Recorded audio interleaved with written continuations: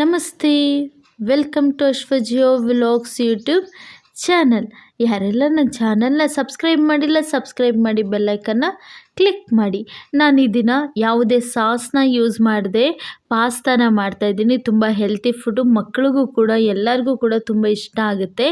ಬನ್ನಿ, ಈಗ ನಾನಿಲ್ಲಿ ಅರ್ಧ ಕೆಜಿ ಪಾಸ್ತಾನ ತೊಗೊಂಡಿದ್ದೀನಿ, ಮತ್ತು ಬೀನಿಸ್ನ ಕಟ್ ಮಾಡಿ ಇಟ್ಕೊಂಡಿದ್ದೀನಿ, ಕ್ಯಾರೆಟ್ ಮತ್ತು ಎಲೆಕೋಸನ್ನು ಕಟ್ ಮಾಡಿ ಇಟ್ಕೊಂಡಿದ್ದೀನಿ, ಈರುಳ್ಳಿ 3 ಮತ್ತು ಕ್ಯಾಪ್ಸಿಕಮ್ ನಿಮಗೆ ಎಷ್ಟು ಬೇಕೋ ಅಷ್ಟು, ಶುಂಠಿ ಬೆಳ್ಳುಳ್ಳಿ ಪೇಸ್ಟ್ನ ಜಜ್ಜಿ ಇಟ್ಕೊಂಡಿದ್ದೀನಿ, ಕೊತ್ತಂಬರಿ ಸೊಪ್ಪು, ಎಣ್ಣೆ ಮತ್ತು ಗರಂ ಮಸಾಲ, ಪೆಪ್ಪರ್ ತೊಗೊಂಡಿದ್ದೀನಿ, ಮತ್ತು ರುಚಿಗೆ ತಕ್ಕಷ್ಟು ಉಪ್ಪನ್ನು ತೊಗೊಂಡಿದ್ದೀನಿ, ಸ್ವಲ್ಪ ಇಂಗು ಮತ್ತು ರೆಡ್ ಚಿಲ್ಲಿ ಪೌಡರ್ನ ತೊಗೊಂಡಿದ್ದೀನಿ, ಮತ್ತು ನಾನು 1 2 3 ನೂಡಲ್ಸ್ ಮಸಾಲಾನ ತಗೊಂಡಿದ್ದೀನಿ.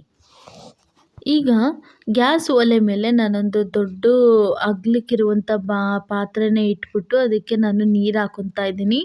ಈಗ ಆ ನೀರಿಗೆ ನಾನು ಒಂದು 2 ಟೇಬಲ್ ಸ್ಪೂನಷ್ಟು ನಾನು ಎಣ್ಣೆನ ಸೇರಿಸ್ಕೊತಾ ಇದ್ದೀನಿ. ಏಕೆಂದರೆ ಪಾಸ್ತಾದು ಒಂದಕ್ಕೊಂದು ಅಂಟ್ಕೋಬಾರ್ದು ಅನ್ನೋ ರೀಸನ್ನಿಂದ ನಾನು ಎಣ್ಣೆನ ಯೂಸ್ ಮಾಡ್ತಾಯಿದ್ದೀನಿ. ಈಗ ಅದಕ್ಕೆ ಸ್ವಲ್ಪ ರುಚಿಗೆ ತಕ್ಕಷ್ಟು ಉಪ್ಪನ್ನು ನಾನು ಸೇರಿಸ್ತಾ ಇದ್ದೀನಿ. ಸ್ವಲ್ಪ ಉಪ್ಪಲ್ಲಿ ಅದು ಬೆಂದರೆ ತುಂಬ ಚೆನ್ನಾಗಿರುತ್ತೆ. ಈಗ ಅದು ಸ್ವಲ್ಪ ಲೈಟಾಗಿ ಅದು ಬಬಲ್ಸ್ ಥರ ಕುದಿಯೋ ರೀತಿಯಲ್ಲಿ ಬರಬೇಕು. ಈಗ ನೋಡ್ಬೋದು ಲೈಟಾಗಿ ಅಲ್ಲಿ ಬಬಲ್ಸ್ ಥರ ಬರ್ತಾಯಿದೆ. ಈಗ ನಾನು ತಗೊಂಡಿರುವಂಥ ಪಾಸ್ತಾ ಎಲ್ಲವನ್ನು ಹಾಕ್ತಾಯಿದ್ದೀನಿ. ಅದು ಸ್ವಲ್ಪ ಅಲ್ಲಿ ಬೇಯಬೇಕಾಗುತ್ತೆ. ಸೊ ಈ ರೀತಿಯಲ್ಲಿ ನಾವು ಮನೇಲಿ ಮಾಡ್ಕೊಂಡು ತಿನ್ನೋದ್ರಿಂದ ತುಂಬ ಹೆಲ್ತಿಯಾಗೂ ಇರುತ್ತೆ. ಯಾವುದೇ ಫುಡ್ ಪಾಯ್ಸನ್ ಆ ರೀತಿ ಏನೂ ಆಗೋಲ್ಲ. ಮಕ್ಳಿಗೂ ಕೂಡ ತುಂಬ ಆರೋಗ್ಯಕ್ಕೆ ಒಳ್ಳೆಯದು. ಇದೀಗ ನಾನು ಹಾಗೆ ನೀರಲ್ಲಿ ಎಲ್ಲ ಮಿಕ್ಸ್ ಮಾಡ್ತಾಯಿದ್ದೀನಿ. ಅದು ಎಣ್ಣೆ, ಸಾಲ್ಟು ಎಲ್ಲದಕ್ಕೂ ಮಿಕ್ಸ್ ಆಗಲಿ ಅನ್ನೋ ಕಾರಣಕ್ಕೆ. ಸೊ ಈಗ ಅದು ಚೆನ್ನಾಗಿ ಬೇಯಬೇಕು. ಅದು ಸ್ವಲ್ಪ ಮುಟ್ಟಿದ್ರೆ ಅದು ನಮಗೆ ಗೊತ್ತಾಗುತ್ತೆ, ಸಾಫ್ಟ್ ಆಗೋ ರೀತಿಯಲ್ಲಿ ಇರಬೇಕು. ಈಗ ಅದು ಬೇಯೋ ತನಕ ನಾನಿಲ್ಲಿ ತರಕಾರಿನ ಬೇಯಿಸ್ಕೊತಾ ಇರ್ತೀನಿ. ಈಗ ಒಲೆ ಮೇಲೆ ನಾನು ಬಾಣಲಿನ ಇಟ್ಬಿಟ್ಟು ಅದಕ್ಕೆ ನಾನು ಇವಾಗ ಸ್ವಲ್ಪ ಎಣ್ಣೆನ ಹಾಕ್ಕೊತಾ ಇದ್ದೀನಿ. ತರಕಾರಿ ಎಲ್ಲ ಬೇಯೋಷ್ಟು ನಾವು ಎಣ್ಣೆ ಹಾಕ್ಕೊಂಡ್ರೆ ನಮಗೆ ಸಾಕಾಗುತ್ತೆ. ಈಗ ನೋಡಿ ಎಣ್ಣೆ ಕಾದಿದೆ. ಇವಾಗ ನಾನು ಇದಕ್ಕೆ ಏನು ಮಾಡ್ತಾಯಿದ್ದೀನಿ, ಕಟ್ ಮಾಡಿರುವಂಥ ನಾನು 3 ಈರುಳ್ಳಿನ ತೊಗೊಂಡಿದ್ದೀನಿ, ಅದನ್ನು ಕಟ್ ಮಾಡಿ ಹಾಕ್ಕೊತಾ ಇದ್ದೀನಿ. ಸೊ ಅದನ್ನು ಸ್ವಲ್ಪ ನಾವು ಚೆನ್ನಾಗಿ ಫ್ರೈ ಮಾಡ್ಕೊಳ್ಳೋಣ. ಸ್ವಲ್ಪ ಲೈಟಾಗಿ ಅದು ಕಟ್ ಮಾಡಿರೋದು ಅದೆಲ್ಲ ಲೇಯರ್ ಥರ ಈರುಳ್ಳಿ ಬಿಟ್ಕೊಳ್ಳೋ ರೀತಿಯಲ್ಲಿ ಫ್ರೈ ಮಾಡ್ಕೊಳ್ಳೋಣ. ಒಂದು ಲೈಟಾಗಿ ಗೋಲ್ಡ್ ಕಲರ್ ಬರೋ ಅಷ್ಟು ನಾವು ಫ್ರೈ ಮಾಡಿಕೊಂಡ್ರೆ ಸಾಕಾಗುತ್ತೆ. ಈಗ ನೋಡಿ ಫ್ರೈ ಆಗ್ತಾಯಿದೆ. ಆ ಫ್ರೈ ಆಗೋ ತನಕ ನಾನಿಲ್ಲಿ ಪಾಸ್ತಾ ಬೆಂದಿದೆ ಅಂತ ನೋಡ್ತಾ ಇದ್ದೀನಿ. ನಾನು ಎಲೆಕ್ಟ್ರಿಕ್ ಸ್ಟವಲ್ಲಿ ಇಟ್ಟಿರೋದ್ರಿಂದ ಅದು ಬೇಗ ಆಗ್ತಾಯಿದೆ. ನೀವು ಆ ರೀತಿಯಲ್ಲಿ ಇಟ್ಕೊಂಡು ನೋಡ್ಬೋದು. ನಾನು ಈ ರೀತಿ ಚುಚ್ಚಿ ನೋಡ್ತಾ ಇದ್ದೀನಿ. ನೋಡಿ ಇವಾಗ ಬೆಂದಿದೆ. ನಮ್ಗೆ ಎಷ್ಟು ಬೆಂದರೆ ನಮಗೆ ಸಾಕಾಗುತ್ತೆ, ಅಲ್ಲೂ ಕೂಡ ನಮಗೆ ಅದು ಬೇಯುತ್ತೆ. ಸೊ ಈಗ ಅದನ್ನು ನಾನೇನು ಮಾಡ್ತಾಯಿದ್ದೀನಿ, ಇವಾಗ ನಾನು ಶೋಧಿಸ್ಕೊಬೇಕು. ನಾನು ನೀರನ್ನ ಸಪ್ರೇಟ್ ಮಾಡಿ ಇಟ್ಕೊತೀನಿ. ನೋಡ್ಬೋದು ಇಲ್ಲಿ ನಾನು ತೂತಿರೋಂಥ ಬೋಸಿನ ತೊಗೊಂಡು ನಾನೇನು ಮಾಡ್ತಾಯಿದ್ದೀನಿ, ಪಾಸ್ತಾ ಬೇಯಿಸಿದ್ನಲ್ಲ ಅದನ್ನು ಫುಲ್ಲು ಅದರೊಳಗೆ ಹಾಕ್ಕೊತಾ ಇದ್ದೀನಿ. ನೋಡ್ಬೋದು ನಾವು ಈ ರೀತಿಯಲ್ಲಿ ಶೋಧಿಸ್ಕೊಬೇಕು. ಮತ್ತು ಇದು ನಾವು ಶೋಧಿಸ್ಕೊಂಡ ನಂತರ ತಕ್ಷಣ ಏನು ಮಾಡಬೇಕು, ನಾವು ಒಂದು 2 ಗ್ಲಾಸಷ್ಟು ನಾನು ತಣ್ಣೀರನ್ನು ಅದಕ್ಕೆ ಆ್ಯಡ್ ಮಾಡ್ತಾಯಿದ್ದೀನಿ. ಯಾಕೆ ಅಂತ ಅಂದರೆ ಇದು ಬಿಸಿಗೆ ಏನಾಗುತ್ತೆ, ತುಂಬ ಚೆನ್ನಾಗಿ ಬೆಂದ್ಬಿಟ್ಟು ಅದು ಮೆತ್ತ ಥರ ಆಗಿಬಿಡುತ್ತೆ, ತುಂಬ ಮುದ್ದೆ ಥರ ಆಗುತ್ತೆ. ಆ ರೀಸನಿಂದ ನಾನೇನು ಮಾಡ್ತಾಯಿದ್ದೀನಿ, ಇದಕ್ಕೆ ನಾನು ತಕ್ಷಣವೇ 2 ಗ್ಲಾಸಷ್ಟು ನಾನು ತಣ್ಣೀರನ್ನು ಸೇರಿಸ್ಕೊತಾ ಇದ್ದೀನಿ. ನೀವು ಆ ರೀತಿಯಲ್ಲಿ ಮಾಡೋದ್ರಿಂದ ಅದು ಯಾವುದೇ ರೀತಿಯಲ್ಲಿ ಅಂಟೋ ರೀತಿಯಲ್ಲಿ ಅದೇನೂ ಆಗೋಲ್ಲ. ಈಗ ಬನ್ನಿ, ಈಗ ಆನಿಯನ್ನು ಫ್ರೈ ಆಗಿದೆ. ಈಗ ಆನಿಯನ್ನು ಫ್ರೈ ಆದ ನಂತರ ನಾನು ತೊಗೊಂಡಿರುವಂಥ ಕ್ಯಾರೆಟ್, ಬೀನ್ಸ್, ಕ್ಯಾಬೇಜನ್ನು ತೊಗೊಂಡಿರುವಂಥ ವೆಜಿಟೇಬಲ್ಸ್ನೆಲ್ಲ ತರಕಾರಿ ಎಲ್ಲ ಹಾಕ್ಕೊತಾ ಇದ್ದೀನಿ.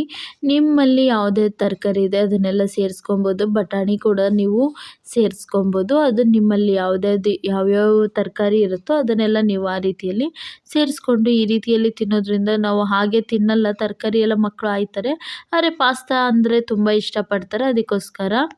ಸೊ ಈಗ ಅದನ್ನು ನಾನು ಚೆನ್ನಾಗಿ ಎಣ್ಣೆ ಹಾಕಿದ್ದೆಲ್ಲ ಈರುಳ್ಳಿ ಫ್ರೈ ಆಗಿತ್ತು. ಈಗಲೂ ಕೂಡ ತರಕಾರಿನೂ ಕೂಡ ಲೈಟಾಗಿ ನೀಟಾಗಿ ಹಾಗೆ ಫ್ರೈ ಮಾಡ್ಕೊತಾ ಇದ್ದೀನಿ. ಈಗ ನೋಡ್ಬೋದು. ಈಗ ತರಕಾರಿಗೆ ಸ್ವಲ್ಪ ನಾನೇನು ಮಾಡ್ತೀನಿ, ರುಚಿಗೆ ತಕ್ಕಷ್ಟು ಉಪ್ಪನ್ನು ನಾನು ಸ್ವಲ್ಪ ತರಕಾರಿಗೆ ಮಾತ್ರ ಹಾಕ್ಕೊತಾ ಇದ್ದೀನಿ. ಪಾಸ್ತಾ ಬೇಯೋದಕ್ಕೂ ನಾನು ಸಾಲ್ಟ್ ಹಾಕಿದೆ, ಅದು ನಮಗೆ ನೆನಪಲ್ಲಿ ಇರಬೇಕು. ಸೊ ಈಗ ನೋಡಿ, ನಾನು ಸ್ವಲ್ಪ ನಮ್ಮ ಹೆಲ್ತ್ಗೆ ಆರೋಗ್ಯಕ್ಕೆ ಒಳ್ಳೇದು ಅಂದ್ಬಿಟ್ಟು ಸ್ವಲ್ಪ ಲೈಟಾಗಿ ನಾನು ಹಿಂಗನ್ನು ಯೂಸ್ ಮಾಡ್ತಾಯಿದ್ದೀನಿ. ಅದು ನಿಮ್ಮ ಇಷ್ಟ, ನಿಮಗೆ ಬೇಕಾದರೆ ಅದನ್ನು ಯೂಸ್ ಮಾಡ್ಬೋದು, ಇಲ್ಲಾಂದರೆ ಅದನ್ನು ಸ್ಕಿಪ್ ಮಾಡಿ ಬಿಡಿ.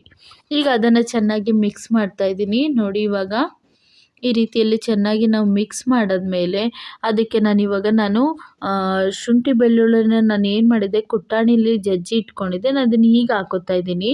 ಯಾಕೆ ಅಂದರೆ ನಾನು ಫಸ್ಟೇ ಹಾಕಿದ್ರೆ ಅದು ಪಾತ್ರೆಗೆಲ್ಲ ಅಂಟ್ಕೊಳ್ಳುತ್ತೆ ಅನ್ನೋ ಕಾರಣಕ್ಕೆ ಆ ರೀತಿ ಹಾಕ್ಕೊಂಡೆ.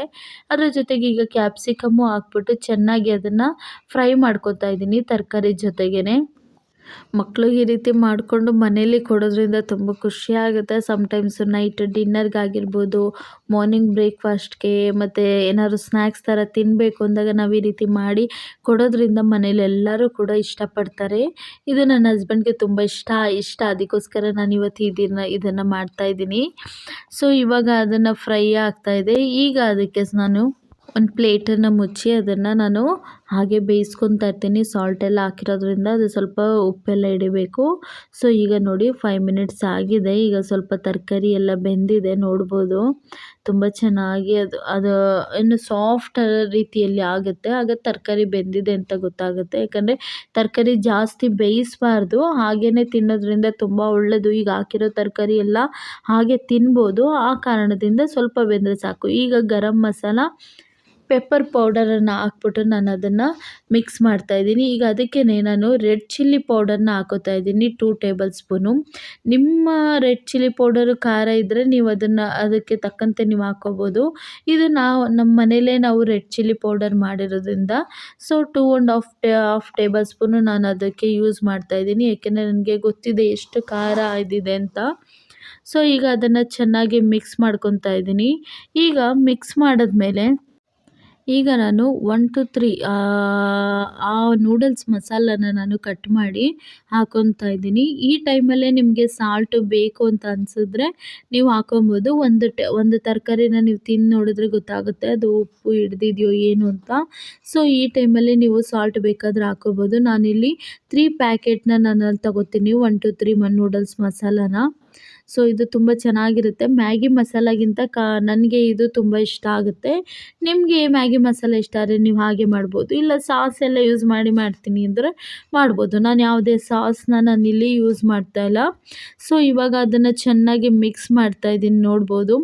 ಈಗ ಈ ತರಕಾರಿ ಎಲ್ಲ ಸ್ವಲ್ಪ ಬೇಯಬೇಕು ಅನ್ನೋ ಕಾರಣಕ್ಕೆ ಈ ಮಸಾಲೆ ಜೊತೆಗೆ ಅದು ಬೇಯಬೇಕು ಅನ್ನೋ ರೀಸನ್ಗೆ ಏನು ಮಾಡ್ತಾಯಿದ್ದೀನಿ, ಒಂದು ಚಿಕ್ಕ ಗ್ಲಾಸಲ್ಲಿ ನಾನು ನೀರನ್ನು ಆ್ಯಡ್ ಮಾಡ್ಕೊತಿದ್ದೆ. ಒಂದು ಚಿಕ್ಕ ಗ್ಲಾಸಲ್ಲಿ ಹಾಫ್ ಗ್ಲಾಸ್ ಆದರೂ ಸಾಕು ನಮ್ಗೆ ಚಿಕ್ಕದ್ರಲ್ಲಿ. ನಾನು ನೀರನ್ನು ಆ್ಯಡ್ ಮಾಡ್ಕೊತೀನಿ. ಏನಕ್ಕೆ ಅಂದರೆ ನಮಗೆ ವೆಜಿಟೇಬಲ್ಲು, ಮಸಾಲೆ ಎಲ್ಲವೂ ಕೂಡ ಅದಕ್ಕೆ ಮಿಕ್ಸ್ ಆಗಬೇಕು. ಒಳ್ಳೆ ತರಕಾರಿಗೆ ಒಂದೊಳ್ಳೆ ಫ್ಲೇವರ್ ಬರಬೇಕು. ಈಗ ನಾನು ಒಂದು ಪ್ಲೇಟನ್ನು ಕ್ಲೋಸ್ ಮಾಡಿ ಲೈಟಾಗಿ ಅದನ್ನು ಬೇಯಿಸ್ಕೊತಿದ್ದೆ. ಒಂದು 5-10 ಮಿನಿಟ್ಸ್ ಬೆಂದರೆ ನಮಗೆ ಸಾಕು. ಈಗ ನೋಡಿ, ಈಗ ಅದು ಬೆಂದಿದೆ, ನಮಗೆ ಸಾಕು. ಈಗ ನಾನು ಲಿಡ್ನ ತೆಗಿತಾ ಇದ್ದೀನಿ. ಸೊ ನೋಡಿ, ಇವಾಗ ಯಾವ ರೀತಿಯಲ್ಲಿ ಆ ಮಸಾಲೆ ಏನಿದೆ ಅದು ಬಿಟ್ಕೊಂಡಿದೆ. ಸೊ ಇವಾಗ ನಮಗೆ ಇದು ಏನು ಪಾಸ್ತಾ ಮಸಾಲ ರೆಡಿಯಾಗಿದೆ. ಈಗ ನಾವು ತೆಗೆದಿಟ್ಕೊಂಡಿದ್ವಲ್ಲ ಆ ಪಾಸ್ತಾನ ಏನು ಮಾಡೋಣ, ಮಿಕ್ಸ್ ಮಾಡ್ಕೊಳ್ಳೋಣ. ನೋಡ್ಬೋದು, ಎಲ್ಲೂ ಕೂಡ ಯಾವುದೇ ಪಾಸ್ತಾ ಆಗಲಿ, ಒಂದು ಅಂಟ್ಕೊಳ್ಳೋ ರೀತಿ ಆಗಲಿ, ಮುದ್ದೆ ಆಗಲಿ ಯಾವುದು ಕೂಡ ಆಗಲ್ಲ. ತುಂಬ ಚೆನ್ನಾಗಿದೆ. ಈಗ ಅದನ್ನು ಒಂದೊಳ್ಳೆ ಮಿಕ್ಸ್ನ ಕೊಡಬೇಕಾಗುತ್ತೆ. ನೋಡಿ, ಈ ರೀತಿಯಲ್ಲಿ ಮೇಲಿಂದ ಕೆಳಗಡೆ ಮಾಡ್ತಾನೆ ನಾವು ಅದನ್ನು ಮಿಕ್ಸ್ನ ಕೊಡಬೇಕು. ನಾವು ಈ ರೀತಿಯಲ್ಲಿ ಅನ್ನ ಕಲಿಸೋ ರೀತಿಯಲ್ಲಿ ಕಲಿಸ್ಬಾರ್ದು ಪಾಸ್ತಾನ, ಅದು ಒಡೆದೋದಂಗೆ ಆಗುತ್ತೆ. ಈ ರೀತಿಯಲ್ಲಿ ನಾವು ಚೆನ್ನಾಗಿ ಅದನ್ನು ಮಿಕ್ಸ್ ಮಾಡೋಣ. ಈಗ ಚೆನ್ನಾಗಿ ಮಿಕ್ಸ್ ಮಾಡಾದ್ಮೇಲೆ ಫೈನಲಾಗಿ ನಾವು ಕಟ್ ಮಾಡಿ ಇಟ್ಕೊಂಡಿರುವಂಥ ಕೊತ್ತಂಬರಿ ಸೊಪ್ಪನ್ನು ಹಾಕ್ಬಿಟ್ಟು ಅದನ್ನು ನಾನು ಇವಾಗ ಮಿಕ್ಸ್ ಮಾಡ್ಕೊತಾ ಇದ್ದೀನಿ. ಅದೆಲ್ಲದಕ್ಕೂ ಕೊತ್ತಂಬರಿ ಸೊಪ್ಪು ಎಲ್ಲದಕ್ಕೂ ಅದು ಸ್ಪ್ರೆಡ್ ಆಗೋ ರೀತಿಯಲ್ಲಿ ನಾನು ಅದನ್ನು ಮಿಕ್ಸ್ ಮಾಡ್ಕೊತಾ ಇದ್ದೀನಿ. ಈಗ ನಮ್ಮ ಪಾಸ್ತಾ ಯಾವುದೇ ಸಾಸ್ನ ಯೂಸ್ ಮಾಡದೆ ಮಾಡಿರುವಂಥ ಪಾಸ್ತಾ ತುಂಬ ಚೆನ್ನಾಗಿದೆ, ಒಳ್ಳೆ ಟೇಸ್ಟ್ ಕೊಡ್ತಾಯಿದೆ. ನೀವು ಕೂಡ ಮನೇಲಿ ಇದನ್ನು ಟ್ರೈ ಮಾಡಿ ಹೇಗಿತ್ತು ಅಂತ ನನಗೆ ಕಮೆಂಟ್ಸ್ ಮಾಡಿ. ಸೊ ನಿಮ್ಮೆಲ್ಲರಿಗೂ ಈ ಪಾಸ್ತಾ ವಿಡಿಯೋ ಇಷ್ಟ ಆಗಿದೆ ಅಂತ ಅಂದ್ಕೊಂಡಿದ್ದೀನಿ. ಇಷ್ಟ ಆಗಿದ್ರೆ ಲೈಕ್ ಮಾಡಿ, ಶೇರ್ ಮಾಡಿ, ಕಮೆಂಟ್ಸ್ ಮಾಡಿ. ಇನ್ನೂ ನನ್ನ ಚಾನಲ್ನ ಸಬ್ಸ್ಕ್ರೈಬ್ ಮಾಡಿಲ್ಲ ಅಂದರೆ ಸಬ್ಸ್ಕ್ರೈಬ್ ಮಾಡಿ. Thank you for watching. Thanks you.